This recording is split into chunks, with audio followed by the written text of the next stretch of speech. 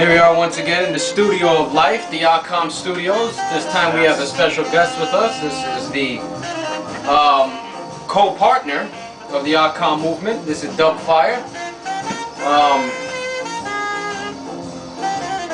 We're just in here in the studio right now, relaxing, listening to some tracks for an upcoming Thanksgiving Eve event that we're having. What are some of the tracks you're gonna play?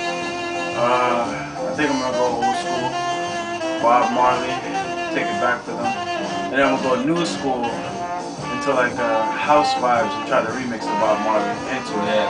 Yeah. But they were feeding off the house vibes. The last gig we had, and they were really feeding off the Marley tracks at the end. Yeah. I mean, what I'm gonna try to do is bring a performer in. Maybe we can get LDB to come in and bust up the drums.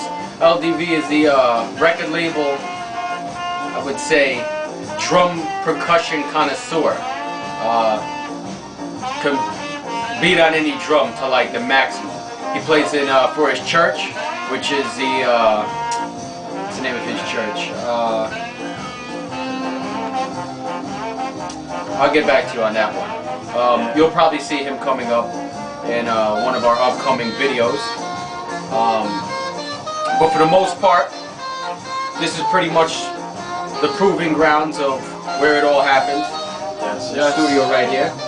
In the background right now we have Roland Alfonso, some old-time Jamaican ska. It's good stuff. Nice background music. One of the things about Dubfiyah is he plays a lot for Jamaican parties in the Jamaican circuit around White Plains Road. Yes. So Uptown Bronx, that's what they love, man. And it's not only I play what they love, I try to mix in stuff they never heard before to like widen out the varieties of their musical choice. yeah, definitely. Just to give them something to vibe off, so you know. Yeah, I mean, them parties out there, you know, they tend to go wild, go all night, or go until the cops come, so it really doesn't matter, you know? Yeah, play anything you want. Especially 225th and White Plains Road. 5th, oh man. 225th and White Plains Road. And like, let me tell you something about that party, like, they'll go so crazy to the point where, yeah, they will bust a gun, but they're not busting that anyway, they're busting the air, and they'll get hype off of that. Many people may run away, but when they bust a gun in the air, it just gets other Jamaicans happy, hype, may clap their hands, they scream, bap, bap, bap, bap, they bang on walls. If there's no music, they'll sing along or something, or they'll just get mad at the DJ. True. But that's always the thing. Everyone coming up, either getting mad at the DJ because you're not playing one thing, or they want to hear any and everything. To you DJs out there, you probably have that problem where, you know, person comes up and you'll be playing a house set, and all of a sudden somebody will come up and be like, can you play 50 cents? And then you try to figure in your head, how the hell does the person see the logic behind this? Where do they think that I'm going to go and play 50 Cent right at the house music?